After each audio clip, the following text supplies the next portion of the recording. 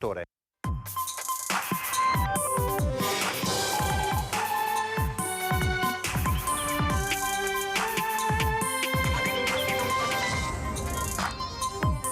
Giallo a Martellago, nel tardo pomeriggio è stato ripescato nel fiume Dese il cadavere di una donna. Sul posto vigili del fuoco, sommozzatori e carabinieri.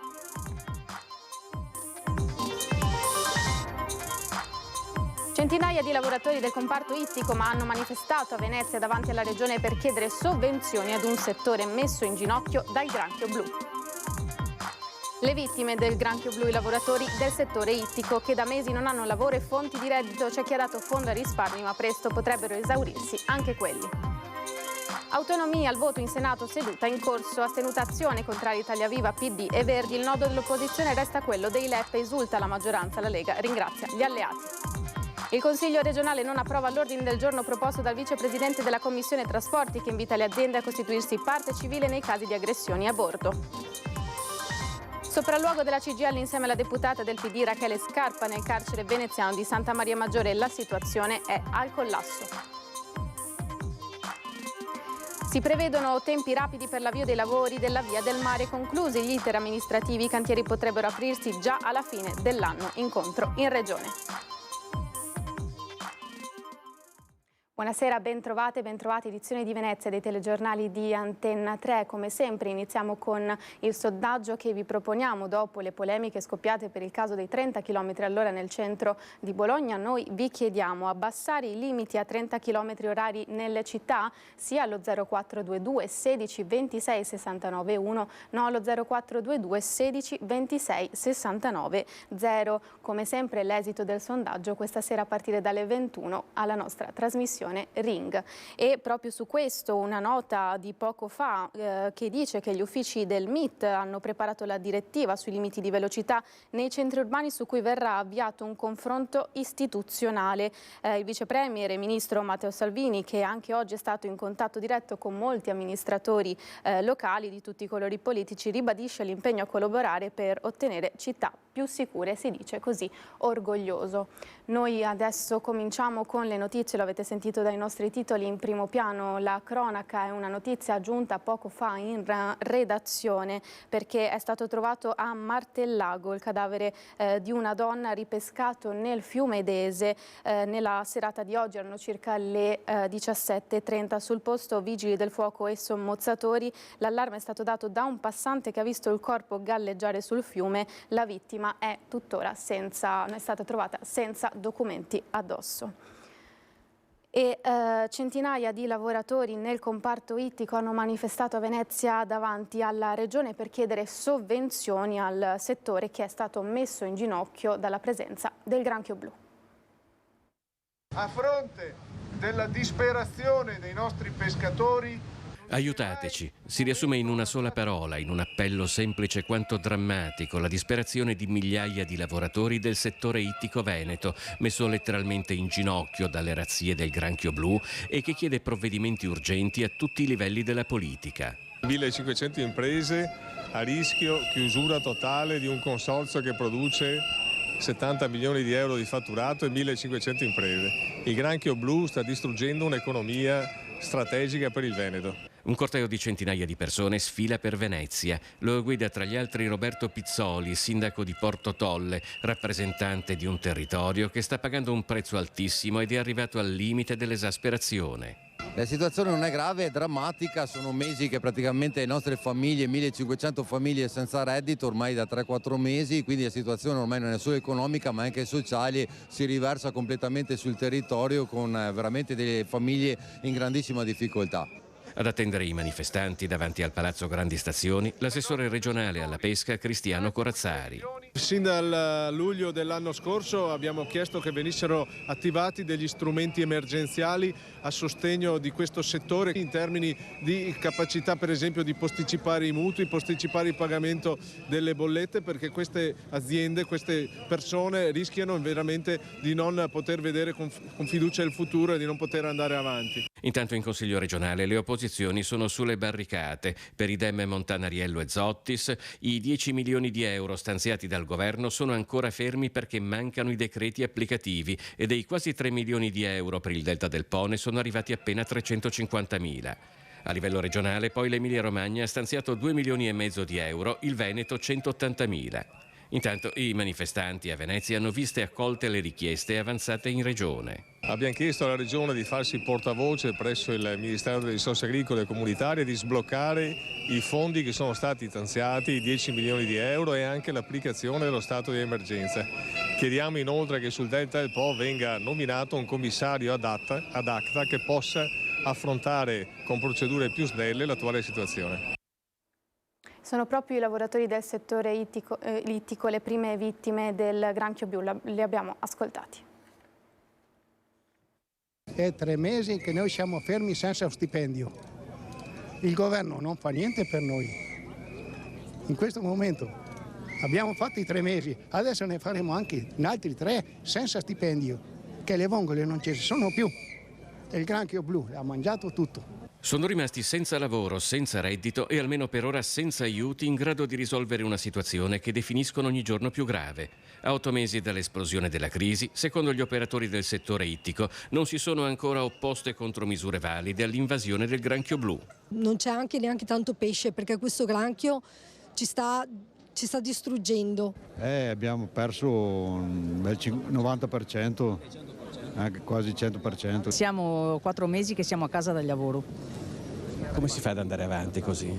Niente, siamo fermi. Come si fa ad andare avanti senza soldi? Si tirano fuori i soldi che si sono messi da parte, ma sono quasi finiti. E voi avete ricevuto qualche cosa per ora, non lo so, da parte dello Stato, della Regione? No, niente. Con 7.400 addetti e più di 3.800 imprese, a muoversi e parlare oggi per bocca degli operatori ittici di Porto Tolle è un settore che globalmente fattura in Veneto 168 milioni di euro all'anno. Cosa chiedete alla Regione e al Governo? Prima di tutto mutui, quelle robe lì che non si riesce più a pagarli. Degli incentivi insomma, per la cattura di questo granchio blu e per il materiale per poterlo catturare. Ma a questo proposito, secondo alcuni affiorano anche delle differenze su come si stia gestendo la crisi rispetto alle regioni vicine. I nostri cugini di Goro, l'Emilia Romagna, sono stati un po' aiutati perché il presidente Bonaccini appunto ha dato degli aiuti concreti, specialmente per la cattura di questo granchio, che noi non abbiamo la cattura di questo granchio. Autonomia, il voto in Senato si è aperto alle 16:30. Il Senato approva in prima lettura il DDL Calderoli sull'autonomia differenziata con 110 voti favorevoli, 64 contrari e 30 astenuti.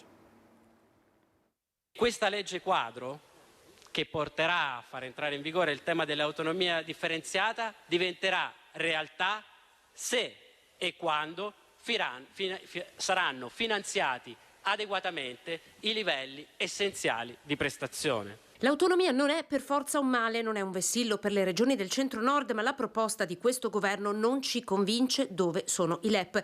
È del senatore Marco Lombardo Azione, la prima voce a parlare dagli scranni del Senato. Ore 16:30 si parte.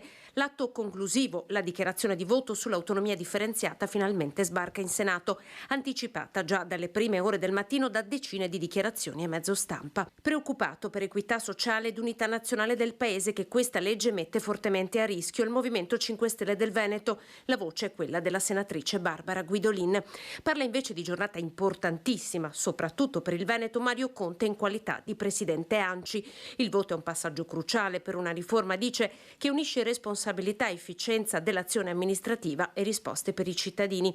Centrodestra che corre compatto con il senatore Luca De Carlo ieri a Ring. Io credo che i miei amici di percorso alleati vedano l'autonomia come noi oggi solo perché c'è un governo Meloni, non certo perché ci sono stati altri governi. Grazie al patto di maggioranza, all'urlo del senatore Romeo, Lega, così il capogruppo in Consiglio regionale della Lega, Alberto Villanova. L'autonomia è il motivo che ci ha spinto tante persone come me a fare politica, a scendere nel campo della politica, ed è una bandiera che noi portiamo veramente alta perché è la bandiera che ci spinge a impegnarci ogni giorno per questa battaglia che, come dicevo, è una battaglia di tutti i veneti, una battaglia della regione, anche di chi non vota Lega. Il primo voto contrario arriva alle 16:50 con Italia Viva. Questa non è una legge attuativa e, come tutte le leggi, deve avere le sue risorse, che in questo caso invece mancano, anzi addirittura sono escluse. Seguita da Alleanza Verdi-Sinistra con il senatore De Cristoforo.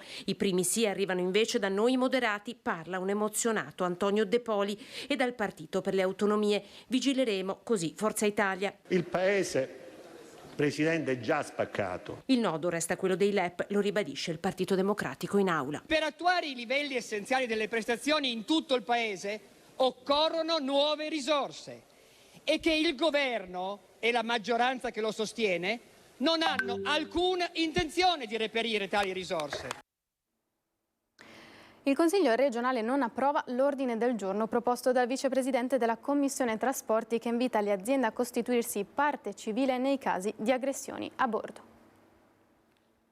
Autoferro Tramvieri, la destra affossa un messaggio chiaro di sicurezza. Se da una parte il Consiglio regionale Veneto ha approvato la proposta di legge sottoscritta dal gruppo DEM, che allarga la platea dei soggetti autorizzabili a svolgere attività di accertamento e contestazione delle sanzioni poste nei servizi di trasporto pubblico locale, dall'altra non è stato accolto l'ordine del giorno presentato dal consigliere Montanariello, che invita le aziende di trasporto pubblico a costituirsi parte civile nel caso in cui le aggressioni subite dal personale determinino un'interruzione del servizio. Se l'azienda si costituisce parte civile, gli viene imputato l'interruzione di pubblico servizio, perché l'interruzione di pubblico servizio rientra all'interno di un reato penale. E quindi questo sarebbe un grandissimo deterrente, quello di dire che chi aggredisce un autista, chi aggredisce un marinaio, un pilota, un controllore, non se la deve vedere solo con lui, ma con un'azienda che gli imputa l'interruzione di pubblico servizio, vedersela con dei legali di un'azienda, se viene condannato pagare anche il danno del servizio non esplicitato e in più andare incontro a una denuncia penale. Questo non è stato fatto dalla destra, nonostante era un semplice invito alle aziende di valutare di farlo. Così, evidenzia Montanariello, si sarebbe potuto dare un segnale forte e soprattutto di maggior tutela nei confronti dei dipendenti che troppo spesso rischiano di essere aggrediti ai bordo dei loro mezzi. È un'occasione persa per dare un segnale forte ai nostri autoferrotramvieri molto spesso aggrediti, ed era un'occasione per dire che la Giunta regionale del Veneto si schiera dalla parte della tolleranza zero nei confronti di chi aggredisce un autista o un marinaio. Sopralluogo della CGIL insieme alla deputata del PD Rachele Scarpa nel carcere veneziano di Santa Maria Maggiore. La situazione è al collasso. Ad oggi abbiamo 241 detenuti, parliamo di un circondariale per cui detenuti anche diciamo un po' problematici, e a fronte al netto di 60 agenti di polizia penitenziaria. Diciamo che ormai siamo diventati a una sproporzione incredibile. Sopralluogo della CGIL stamane nel carcere veneziano di Santa Maria Maggiore per toccare con mano una situazione data soprattutto dal sovraffollamento denunciata ormai da tempo. Presente anche la deputata veneta Scarpa. Sovraffollamento vuol dire anche fatica nell'organizzazione di attività che possano essere ricreative o di formazione o di rieducazione della persona, quindi sicuramente queste sono le aree di intervento su cui adesso ci impegneremo a segnalare una problematicità e su cui denunceremo un problema. Ecco. La CGIL chiede ancora una volta un confronto che finora non c'è stato.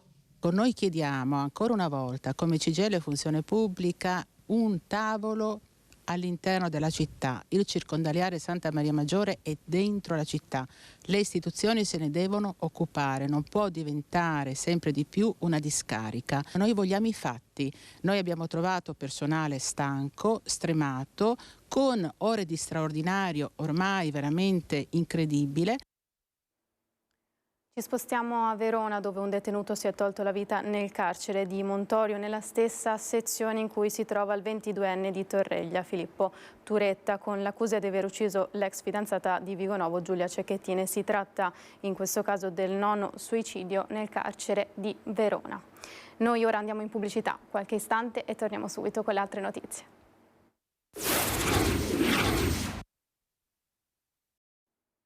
Eccoci in studio, edizione di Venezia dei telegiornali di Antena 3. Proseguiamo con la cronaca. Un incendio divampato in un appartamento di Murano nelle prime ore del mattino e che ha provocato 4 intossicati. 4 persone sono rimaste intossicate per l'incendio di un'abitazione in fondamenta Lorenzo Radi a Murano che ha impegnato i vigili del fuoco dalle 7 di questa mattina. Le 4 persone che nelle prime fasi del rogo avevano respirato del fumo sono state portate in ospedale in ambulanza per ulteriori accertamenti. Intervenuti con 3 autopompe lagunari e 12 operatori, i vigili del fuoco hanno iniziato le operazioni di spegnimento riuscendo a circoscrivere le fiamme che avevano interessato la camera da letto del primo piano, altre stanze e il tetto sovrastante. Da metà mattinata sono partite le operazioni di bonifica e il sopralluogo dei tecnici dei vigili del fuoco per accertare le cause delle fiamme. Bloccato a Mestre dalla Guardia di Finanza un corriere della droga trovato con 2 kg di cocaina. 2 chili di cocaina nascosti nel doppio fondo dell'auto. Durante dei controlli tra Mestre, Marghera e Venezia, la Guardia di Finanza ha arrestato a Mestre un uomo di nazionalità albanese, bloccandolo mentre era al volante e perquisendolo. Decisivo l'intervento delle unità cinofile. Non solo, i Baschi Verdi hanno arrestato a Venezia anche un cittadino tunisino irregolare in Italia trovato con 110 grammi di hashish e 21 di cocaina. È stato processato per direttissima e condannato a 1 anno di reclusione con pena sospesa e l'invito a presentarsi all'ufficio immigrazione per regolarizzare la sua posizione. Sempre a Venezia è stato denunciato un italiano trovato con 46 grammi di hashish. Un minorenne fermato con 3 grammi della stessa sostanza è stato invece segnalato come assuntore alla prefettura.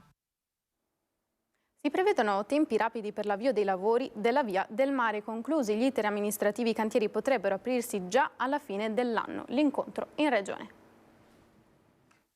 Da Palazzo Balbi si annunciano tempi rapidi per la partenza dei cantieri della Via del Mare. Il presidente Zaia ha firmato la convenzione con il consorzio SIS meno di 2 settimane fa e oggi la vicepresidente Elisa De Berti, con deleghe a lavori pubblici, infrastrutture e trasporti, e l'assessore al bilancio Francesco Calzavara hanno incontrato i sindaci favorevoli al progetto per un confronto e un aggiornamento su tempi e attività previste dall'iter tecnico e amministrativo. Entro 4 mesi il progetto definitivo dovrà essere completato e tutte le autorizzazioni e l'approvazione della progettazione, perché comunque dovrà passare in CIPES, dovranno essere concluse entro la fine dell'anno e poi potranno partire i lavori. Non tutti i sindaci sono completamente entusiasti delle modalità con cui si sta conducendo il progetto.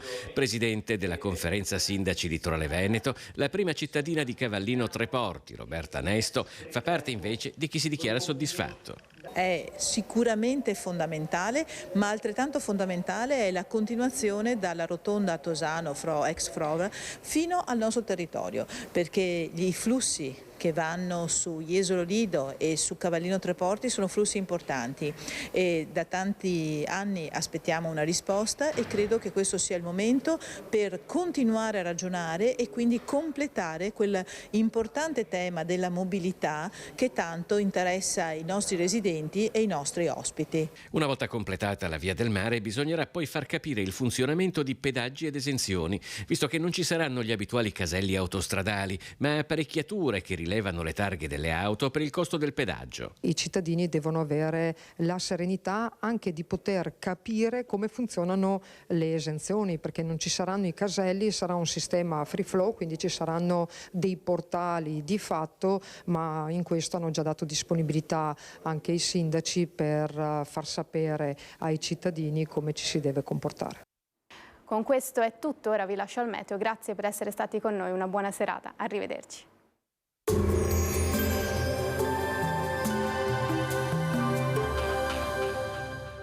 Il Piccolo Scavo è specializzato nella realizzazione di impianti fognari, sottoservizi per utenze e adeguamento fognario alla rete consortile.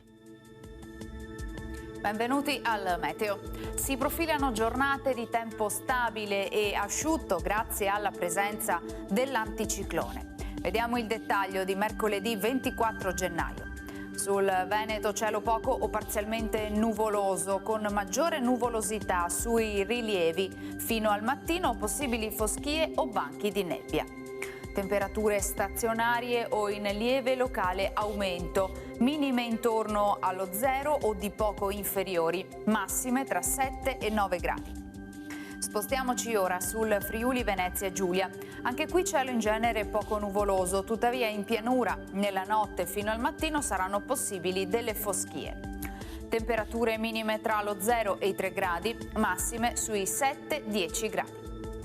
Infine diamo uno sguardo alla situazione del Trentino Alto Adige. Sarà soleggiato o velato con annuvolamenti specie dal pomeriggio sera. Temperature minime tra 2 e meno 2 gradi, massime sui 12 all'incirca. Dal meteo di Antenna 3 è tutto, arrivederci.